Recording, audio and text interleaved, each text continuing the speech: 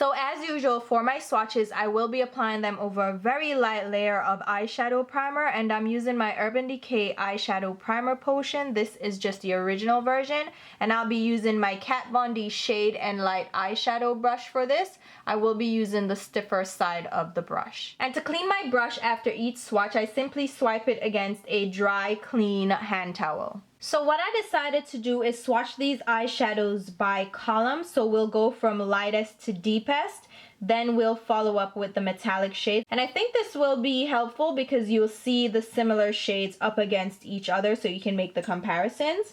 The first shade up is Classic, which is described as a cream. And Classic is exactly what it is described as, a matte cream shade. It has pretty decent color payoff and pigmentation.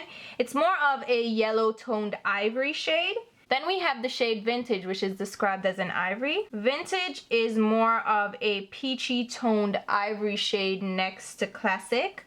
And again, great pigmentation and great smooth color payoff. Then we have the shade Chic, which is described as a pale pink. Chic to me is more of a caramelly beige shade. I don't really see too much pink in this. I really see more peach. Then we have the shade Indie, which is described as a greige. And greige is a color that has taken over. It's a mixture of gray and beige, and it is just what it's described as, a gray tone beige shade. Again, good pigmentation, nice smooth payoff. Really like those 4 shades so far. Moving on to the medium tones, we have Innocent, which is described as a soft peach. Innocent is a peachy brown shade. It has a little bit of an orangey warm undertone to it. That one would actually make a great crease color. It's a step up in depth from Chic, which is a lighter tone. Then we have the shade Fierce, which is described as a cool plum. Fierce is more of a gray toned plummy, I would say like a plummy gray shade. It's really beautiful actually. I really like these cooler browns on my skin tone, but I know some people are not into cool tones. This is definitely a cool tone gray shade. Then we have the shade Profesh, which is described as a taupe. Profesh is more of a gray tone medium brown shade. You will definitely see that it has a little bit of a gray undertone. Now a taupe is a mix between a warm shade and a cool shade, so I think it definitely meets that expectation, and it's more of a medium deep shade. And then we have the shade Bold, which is described as a light brown. Bold is more of a yellow toned light brown shade, and you can see it's more of a yellow toned caramelly shade next to the other browns in the palette. Moving on to the column that I consider the pops of color, we have the shade Whimsy, which is described as a brick. Whimsy is a brick tone orangey brown shade. And look at that pigmentation. It's really smooth and it glides on without any patchiness in one swipe. That's a really good shade. Then we have the shade No Filter, which is described as a purple mauve. This one is definitely a purpley mauve shade as it is described. And again, great pigmentation. These colors are a little bit looser, so you'll get some fallout, so make sure to press the color in or tap off your brush, but another great shade with good pigmentation. Then we have the shade Mauve, which is described as a deep cherry. Mauve is a cherry cranberry shade. This one, again, very nice. Initially, it seemed like it was going to be patchy, but you go over it a couple of times and it really smooths out and has great pigmentation. And then we have the shade Edgy, which is described as a chocolate. And that is exactly what it is. It's a beautiful chocolatey brown shade with a nice warm undertone. That's a really beautiful color. And here's a look at the first 12 shades in the palette. Again, I swatched it based on columns, so you have the lightest shades up first. And you can see we have some very similar looking shades, especially on my skin tone. You're gonna have a lot of shades that you can use for blending in the crease. These 4 shades for sure are great crease and transition shades. And then we have some lighter tones and then some pops of color which have great pigmentation. All of these shades had really good color payoff.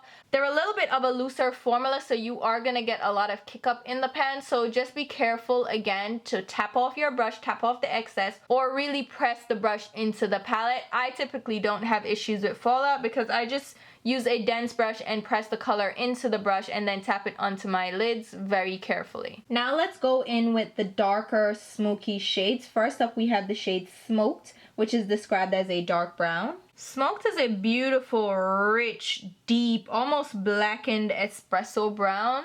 That one is a beautiful shade and it has great pigmentation too. This one would make a great alternative to black. Then we have the shade Vamp, which is described as a deep plum. Vamp is a rich blackened purple shade. Again, a great alternative to black.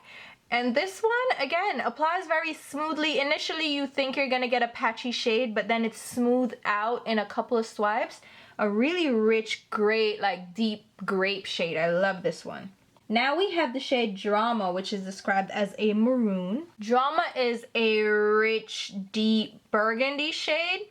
Takes a little bit more to build this one up, but again, it builds up and smooths out without being patchy, which is really impressive with matte shades, and I think these are really done great. And then finally in the matte shades we have the shade Punk, which is described just as a black. And Punk is just a rich black shade. There's nothing else to say about it. Again, another shade that builds up nicely and it has great pigmentation. These are some great smoky deep matte shades. Now let's move on to the shimmery shades. The first one we have is Ethereal, which is described just as a bronze. Ethereal is just a light golden bronze shade.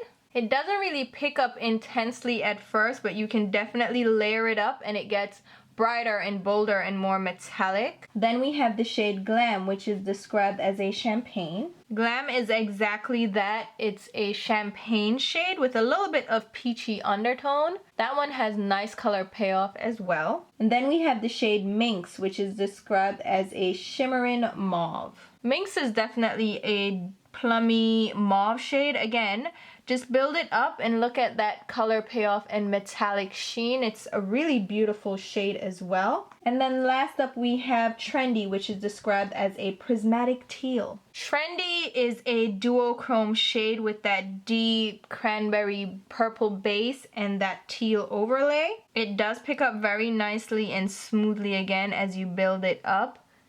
A very beautiful shade, but you've seen these shades before. There are tons of these on the market. But here again are the remaining 8 shades, the smoky shades and the metallic shades. And I must say I am very impressed with all of these shades. They apply nicely, they build up smoothly, they have great pigmentation. Overall, I'm just very happy with these shades.